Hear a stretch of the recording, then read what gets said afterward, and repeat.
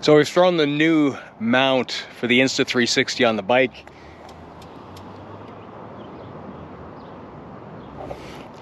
You can see it kind of looks like a unicorn. The whole point is that you can hold on to the bars.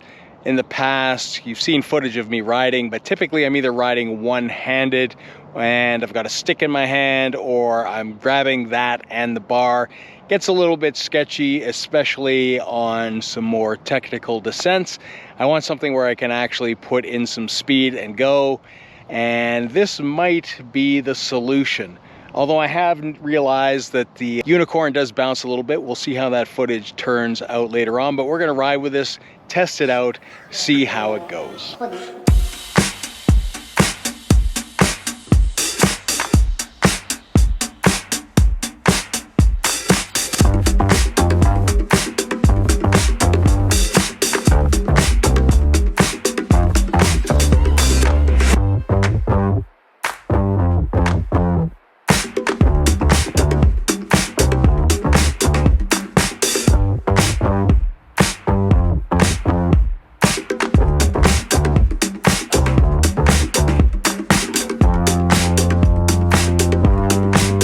So we're about 15K in, and we've been ripping over bumps and all sorts of stuff.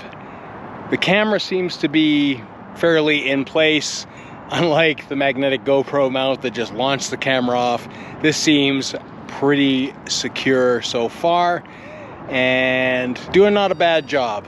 The only issue is going to be is ultimately this carbon rod is a little bit long to pack anywhere. You're either going to have to ride with the camera out front, or you're just going to have to kind of leave it.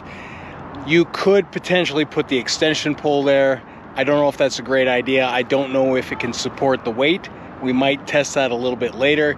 The extension pole goes out a lot further than this, so at the end of the day you'd get a little bit more reach. We'll check how it kind of looks perspective wise, because I know when I ride even one-handed that pole is out a little bit further, so it's a bit of a different perspective, but we'll see. But so far so good. Still secure. We've got the computer on there, although that was a bit of a pain, and we're gonna get back to riding.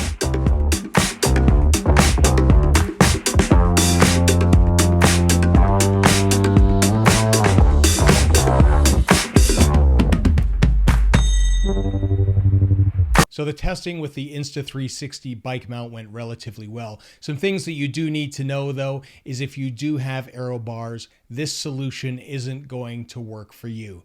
Now, how I found it in comparison to using just a selfie stick, obviously I could hold my bars, I could switch gears, I could brake, all that stuff was really good. No complaints whatsoever. The carbon rod did move around a bit, but it didn't seem to affect the footage very much. And ultimately, the final shot looked relatively the same. Now, my big complaint is, unless you're riding around with a camera all the time like that, you're going to have to take it apart. Now, it doesn't compact down as well as a selfie stick does. And the thing with the carbon rod is, because it is so thin and small, it doesn't actually fit very well in a jersey pocket. So what I had to do was put it in my Craft Cadent pouch, zip that up, and have it stick up like an antenna.